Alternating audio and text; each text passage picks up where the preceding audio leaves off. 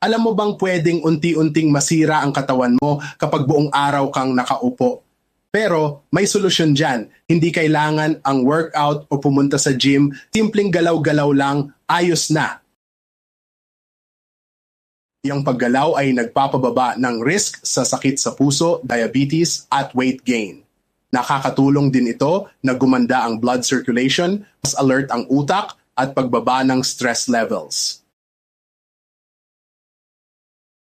Gawin ng 10 to 15 minutes na lakad sa umaga o pagkapahinga matapos kumain dahil malaking tulong ito sa digestion at metabolism. Mas active ang katawan mo, mas maayos ang energy buong araw.